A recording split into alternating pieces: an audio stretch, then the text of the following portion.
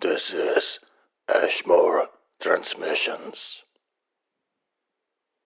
Episode 7, The Ritual of Rot, a story found on Substack, written by E.M.R,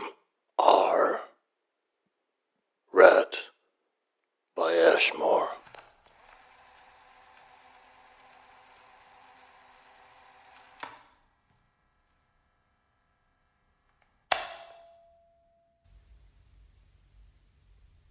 Quiet! The priest said through the clamped wooden teeth. Spittle flew from the forceful breath that parted his lips.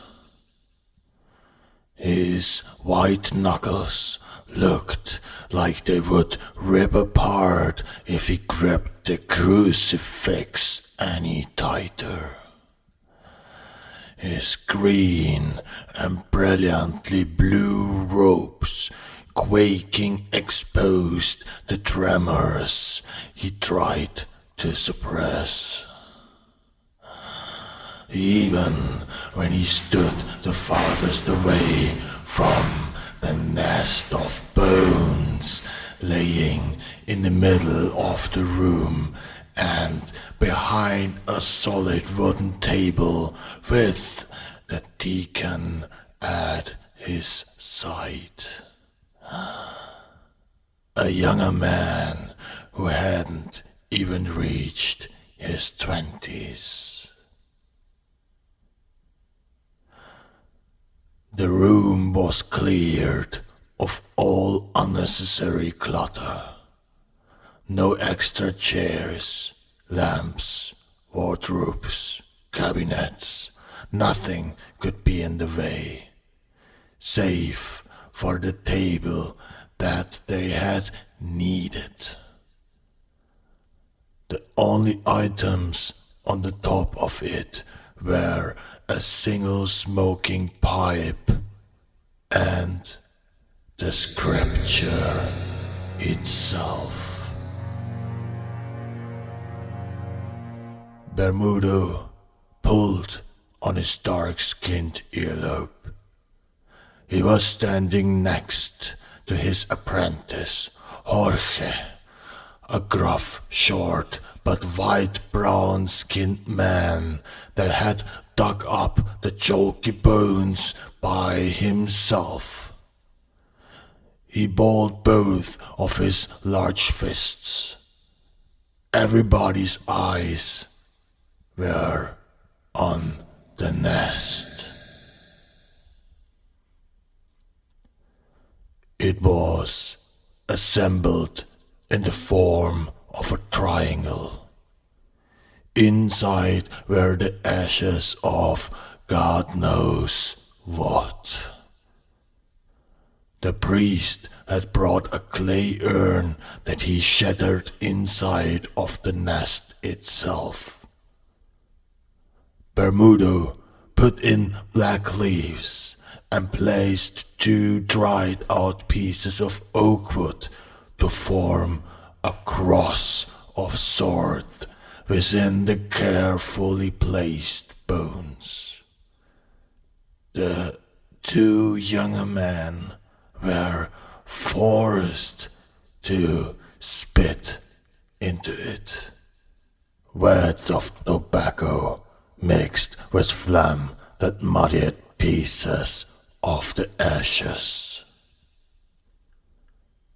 The last thing was the red oil that poured like hot wax from a black bottle. It fit in the pink palm of Bermudo's hands. He had thrown the glass into the pile once it was emptied. The flame had been lit by the priest.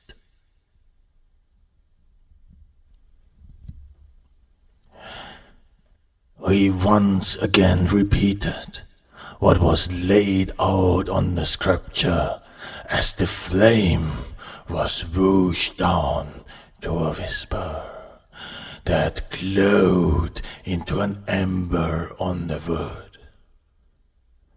Nobody else uttered another word as his cracking voice bounced around in the empty space.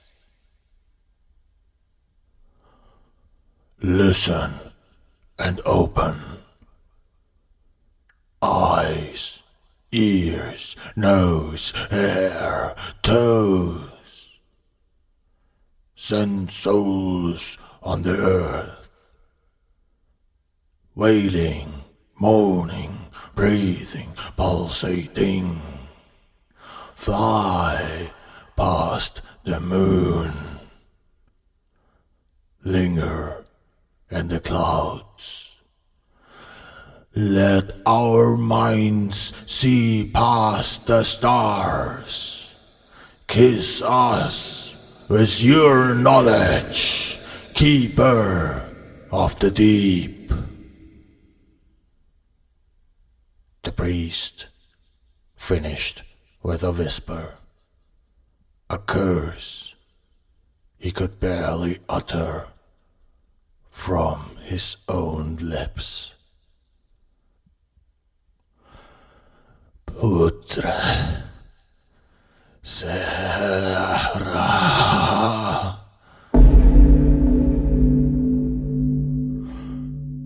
The room darkened as the ember grew from a small glow. It burst into a thick orange lake of fire that spread like veins across the rest of the wood. It sucked the color out of everything. The flame became a writhing plethora of blazing tongues. The ash pile popped and inky smoke rose up to the ceiling like black tendrils crawling from the mouth of the fire itself. Sweat trickled down the patchy head of Bermudo. It streamed onto his neck and shoulders as he pulled his cotton shirt away from his sticky skin.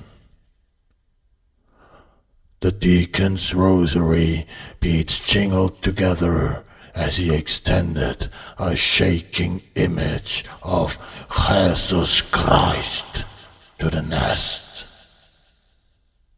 The priest was doing the same, but with a tightened look of defiance that held his jaw crookedly.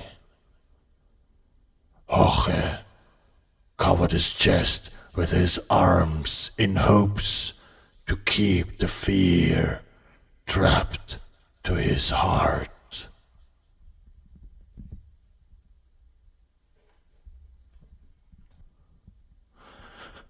Do you hear that?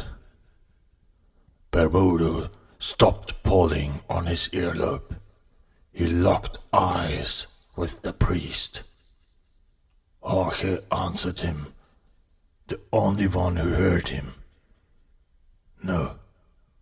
What? He kept his voice low. Bermudo took a step away from the burning nest. Screams.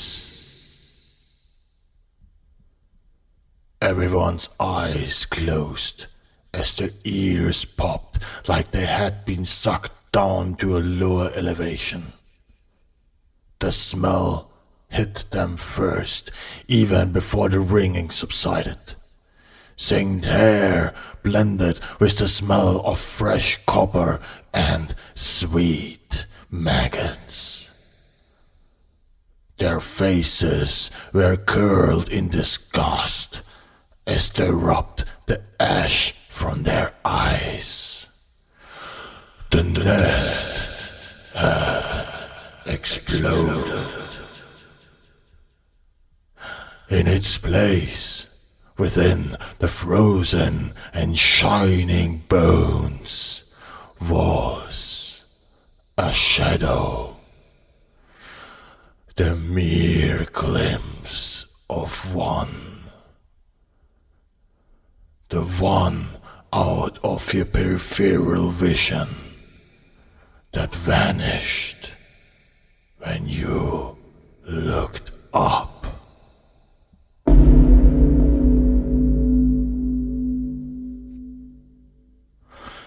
The group started looking amongst each other as the ringing turned into silence.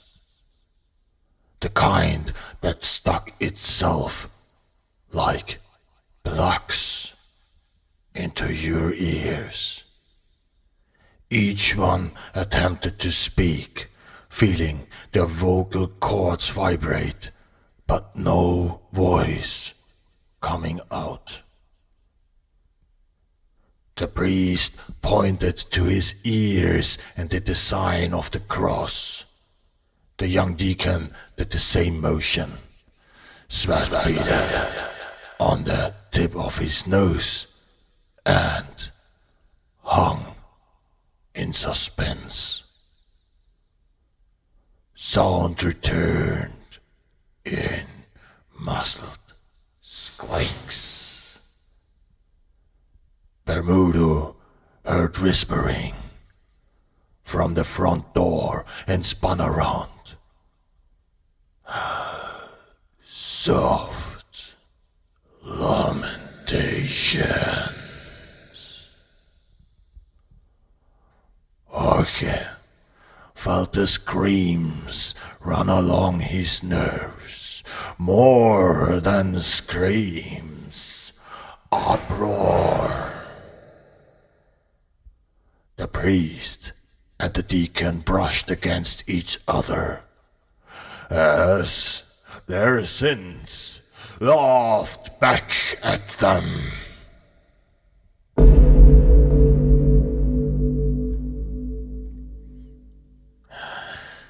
Its visage began as an opaque form. The outline of a man. Its head reached the ceiling as the bones splintered into pieces. They swirled around until they flashed into black and burst into the thick and tight skin of a hulking demon. It was in the image of a naked man whose flesh looked charred beyond belief. It still possessed frizzy tufts of hair on its head like a wild beast, and its manhood was surrounded by more bosh as well. The horns appeared when it looked the priest in the eyes. They popped out like stakes rising from the ground. The old man's crucifix went flying into the wall to his right.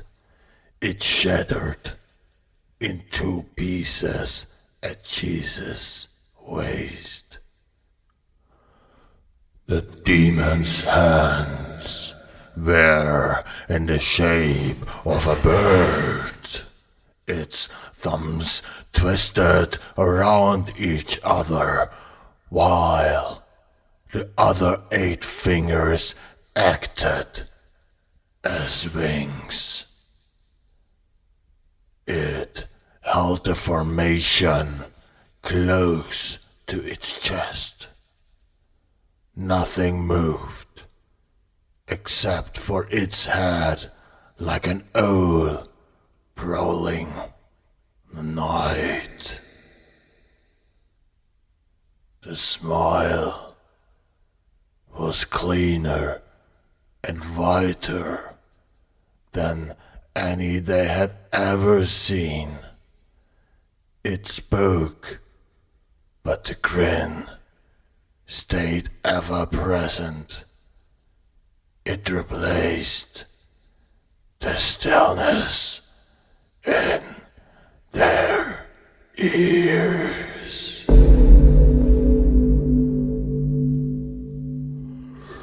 Hear us now. Weep upon your own chest later.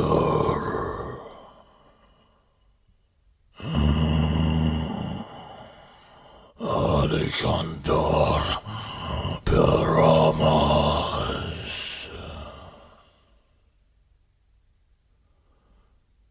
The priest crumpled to his knees as he finally let the fear overtake him. Javier Trujillo.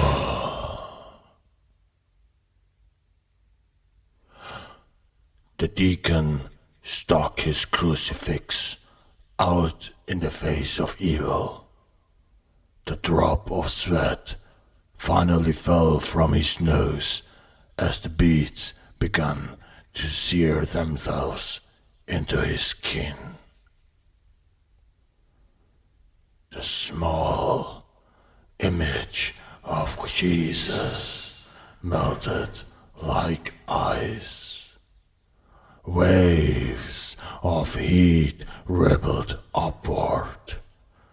The molten metal blistered his skin, and he cried out in pain. He opened his hand as tears replaced the sweat on his cheeks. The stretching of his skin caused the blistering boils to pop in pus. The young deacon's eyes rolled into the back of his head as he fainted from the blazing white shock. His head hit the edge of the table, and a distressing moan left his lips as his body coiled onto itself. Jorge had reached the front door and opened it. It swung open into a pitch black void. He fell onto his own bosom as he jerked backwards at the sight of nothing. The demon's head swiveled like it had no bones to worry about. Its chin shut out over its back muscles as it grinned at the apprentice.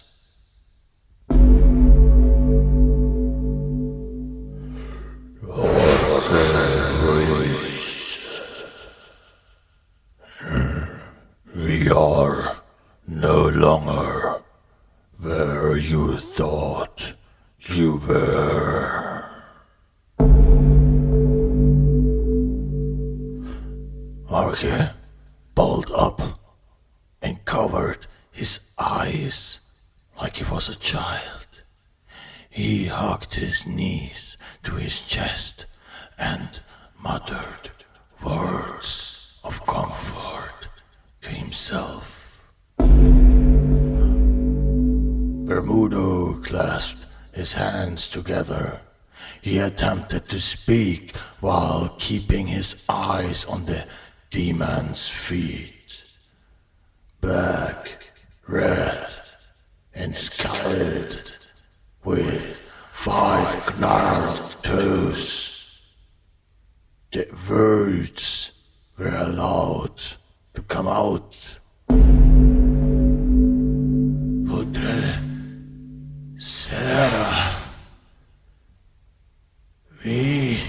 endureth in the disease that covers the earth. No matter the cost. His dark eyes flashed over to the priest, who was silently praying to himself through the flood of snot and tears that filled his wrinkles. The old man was too worried about his own life at the point to care what Bermudo's intentions were.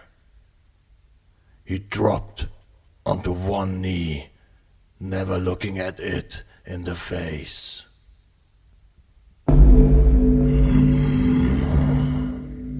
Oh, Bermuda, E.M.R, look at us. Its moonlight eyes pierced into his. The disease is you. The rot of the earth is you. The reaping of your flesh is this world taking its course. It is Noah's flood.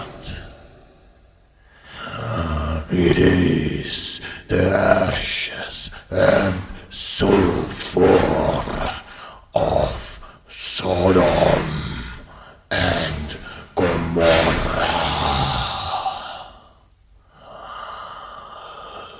The embers and lava of Pompeii.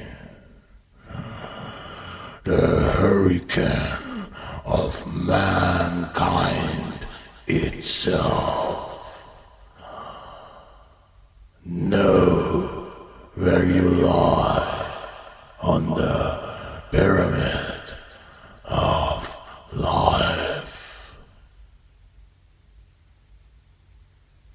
Twinkling tears bulged in his eyes. You need pruning.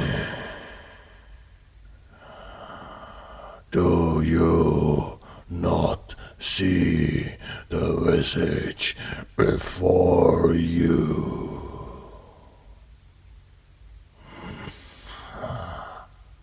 Putrescence is the image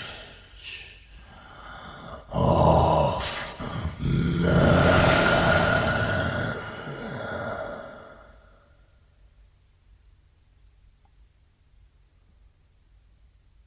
Bermuda's ears popped again, sending him into darkness.